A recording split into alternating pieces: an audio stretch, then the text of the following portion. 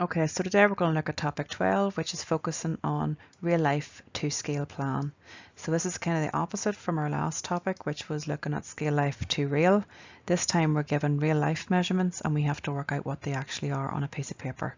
Okay, and this type of question then, whenever we're dealing with real life measurements and they're bringing them down to scale plan, we divide by this right hand side of the scale.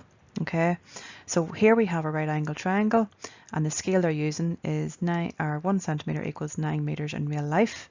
So what they're asking you to do then is draw the triangle to scale. So obviously you would not have room to draw 45 meters on a piece of paper, or 36 meters on a piece of paper, or 27 meters. So you have to reduce that down, and that is why we are dividing by this side of the scale. Okay, so if I wanted to work out then what 45 meters would be on the piece of paper, I would divide it by 9 meters, which is this part of the scale, and that works out to be 5 centimeters on the scale plan. Next measurement is 27 meters, and I divide that by 9, and I get 3 centimeters on the plan. And then the last measurement is 36 meters. If I divide that by 9, I get 4 centimeters on the plan. So these type of measurements then, the 4 centimeters and the 5 centimeters and the 3 centimeters, make it a lot easier for me to draw it on a piece of paper. Okay. If you want to have a go at that, what you should be seeing then on your piece of paper is this type of triangle here with these measurements, 3 centimeters by 5 by 4, and obviously you would use a ruler to do that. Okay, so now we have a different question. It's about notice boards. Okay, and this is taken from a level 1 City and Guilds sample paper. All right, and it's saying here, the manager of a sports centre wants to put up some notice boards. He makes the following rough drawing to show how to hang the notice boards and the space needed between them.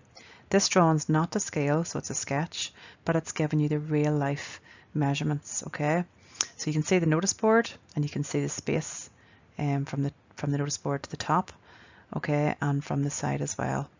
And if I bring in the question then, so it says, show how many notice boards will fit along the length of the wall. You only need to show one row and you need to label your diagram, and it wants you to use this square paper below, and the scale is 1 block equals 50 centimeters, and 1 block is basically 1 centimeter. It's 1 centimeter square. Okay, so here we have the outline of the wall, and it wants you to work out then obviously what the notice boards are to scale plan, and then it wants you to draw them in. Okay, so the first thing we need to do is, obviously you can see here the width of the notice board. The width of the notice board is 1.5 meters, and because we have a scale here of centimeters, we need to change all our units to be the same. So we need to change our units here to centimeters. Okay, in our previous question the scale was actually 1 centimeter equals 9 meters, and our measurements were in meters, so they were all the same, so it was very, very straightforward. Whenever you've got different units, make sure you remember to change them all to be the same before you work them out to scale.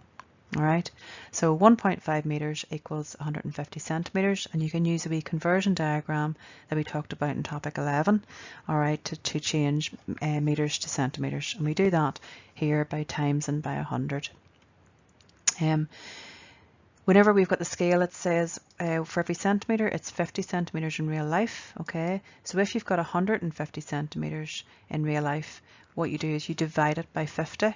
You divide it by this part of the scale again, because we're going from real life measurements down to scale, so we're dividing, and we end up getting an answer of 3 centimeters.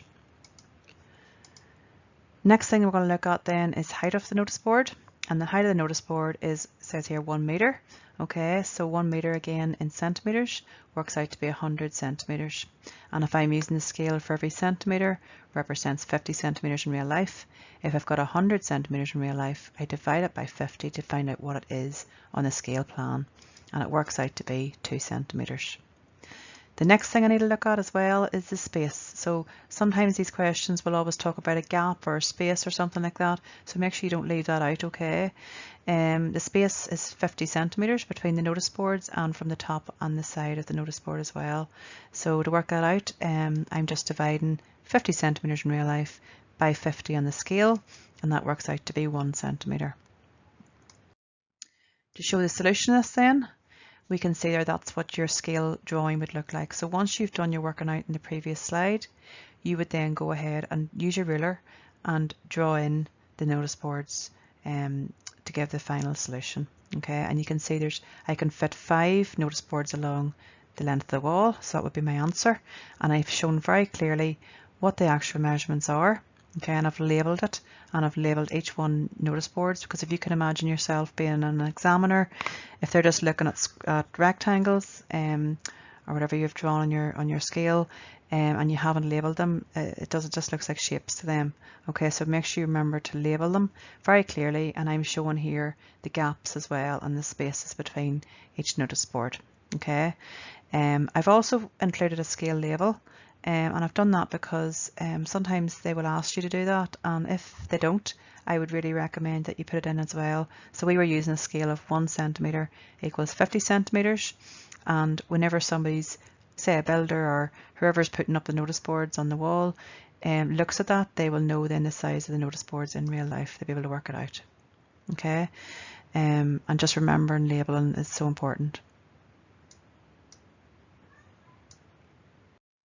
Okay, so this question here is taken from a CA paper. It's a level 1 paper, and this is about a dog and dog kennel. Okay, so Susie needs a kennel for her dog.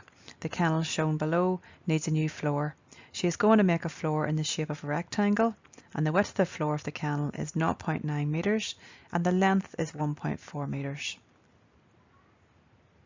So you're given the real life measurements of the kennel. Okay, and she's gonna make a floor in the shape of a rectangle. Okay, so the question is saying, use the suitable scale to draw the floor on the grid below. The squares on the grid are 1 centimetre by 1 centimetre, and you have to write down the scale that you use. So what you need to be doing is thinking about how many squares here we have to ensure it fits in. Okay, so going back to the question itself with the information on it, it's in meters, okay, and we're dealing with centimetre squares in our scale plan, so it would be better to change these meters to centimetres.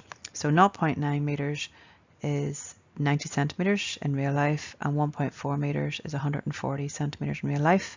And again, I'm using my little diagram to convert between meters to centimetres, so we're going meters to centimetres. Okay, once you've got the measurements, I need to think, okay, how many squares would I have, or how many would it take there for me to be able to fit 90 centimetres onto my plan? So what scale would I need to use? So keeping it simple, it's probably easier to maybe try dividing by 10, and if I divide 90 by 10, I'm getting 9 centimetres on my plan, and 140 divided by 10, I'm getting 14 centimetres on my plan. So I'm going to see then, have I enough squares to fit into the plan drawn? So we can see here that I do have enough squares for a scale of 1 to 10, because I have 14 going down and 9 going across, and that gives me enough room to draw the floor for the dog kennel. I've labelled in here my scale label, okay, so that the examiner can see what scale I used, and I've also labelled in the measurements on my scale plan and what the scale is of. Okay, so this is another question, and it's about a bedroom, and it's got, you can see there it's labelled with the window, and it has an arc there to show where the bedroom door opens as well, and it's got a scale label of 1 to 20. Okay, so this question is saying about Sam and Chris use information on bedroom furniture at the start of task 2, so that information is here on the right, and they buy bed A, wardrobe E and storage unit N. It wants you to be able to draw where bed A, wardrobe E and storage unit N could be placed on the plan of the bedroom. So you can see on the right that you actually have to read these tables to select the correct item, so the correct wardrobe, the correct storage unit and the correct bed, and then the lengths and widths that belong to that. So whenever we're looking at the correct bed, bed A, we can see bed A costs £175, but all beds are 200 centimetres long and 90 centimetres wide. Wardrobe E, you can see 80 by 60 centimetres, and that's the length and the width. And then storage unit N, I'm reading from the table again, and it's 100 by 50. Okay, so now I've got all my measurements that I need. I'm going to use the scale that was given in the previous page, which was 1 to 20. And 1 to 20 means for every centimetre on the plan, it represents 20 centimetres in real life. So to go to work out these measurements that are real life measurements and what they actually turn into be on the plan, okay, we're going to be going from real life to scale, so that means we're going to be dividing. Okay, so to work out bed A, you've got 200 centimetres, and we're going to divide it by the right hand side of the scale, which is 20. Okay, and that works out to be 10 centimetres on the plan. The width of the bed A is 90 centimetres in real life. Again, if I divide that by 20, it turns out to be 4.5 centimetres on the plan. To work out then wardrobe E, the length of wardrobe E was 80 centimetres, and if I divide that by 20, I get 4 centimetres on the plan. And the width of wardrobe E is 60 centimetres. If I divide that by 20, I get 3 centimetres on the plan. Can you rethink about how you would work out what the scale plan measurements would be for storage unit N? If I give you a wee minute just to think about that.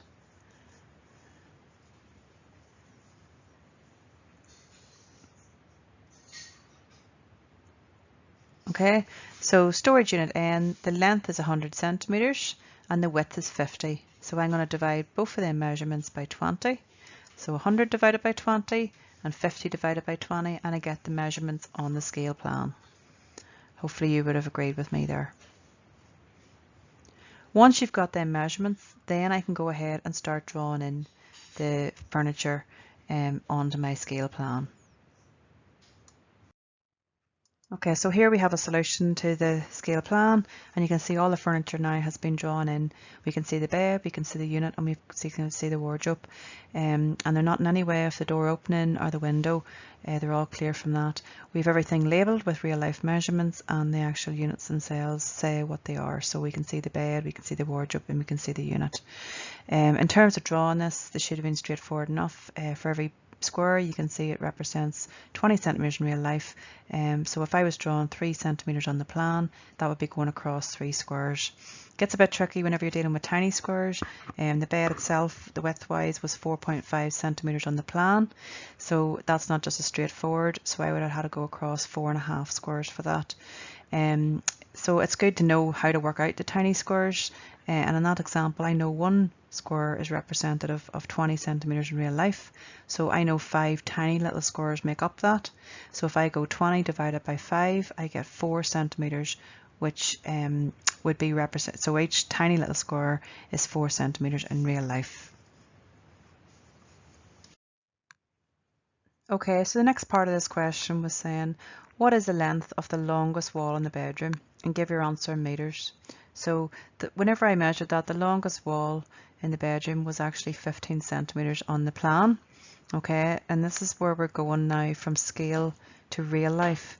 So we have been looking this all up until now, real life to scale, and this particular question then has a mixture. So this one here is looking at scale to real life. So if it's 15 centimetres on the plan and the scale is 1 centimetre equals 20 centimetres, then I'm going to go, well, 15 times 20 equates to 300 centimetres in real life. Now, if you can see the underlying part here, it says answer in metres, so then that is equivalent to 3 metres, so the answer would be 3. Last wee question then, it says calculate the total area of the bedroom and show what you're working out.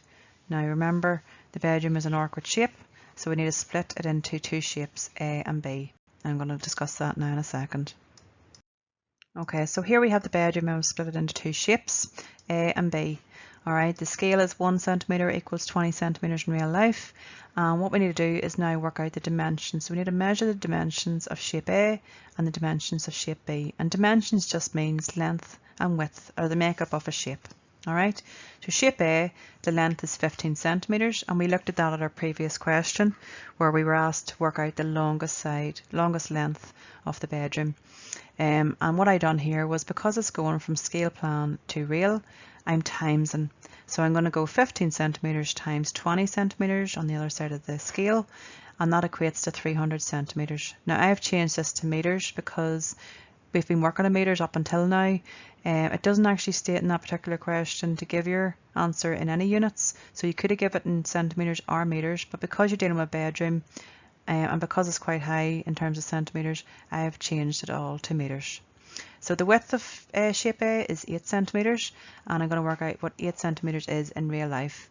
Times it by 20 and I get 1.6 meters. Okay, now I'm going to work out the area of shape A. Area is length times width, and I'm going to use my real life measurements, times them together to get 4.8 meters squared, and that's the area of shape A. Area of shape B, then we need the dimensions to start with. So to do that, we have 6 centimeters, okay, and we times that by 20 to get the real life measurements, which is 1.2 meters, and because it's a square, the other side is going to be 6 centimeters also, so again it's 1.2 meters in real life. To work out the area of shape B, I'm also working out length times width again, so I'm going to go 1.2 times 1.2 and I get 1.44 meters squared. Now I have the two areas for shape A, shape B. To get the total area of the bedroom, I have to add both shapes together. So I'm going to add the area of shape A plus the area of shape B to get the total area of the bedroom. Can I just make an important note here as well whenever we're going through this question? Always change your measurements to scale first before you work out any area. If you were to go, say for example, shape B was 6 times 6, that works out the area length by width, and then times that by 20, you would get a completely different answer. So you need to remember to work them out individually first before you work out the area.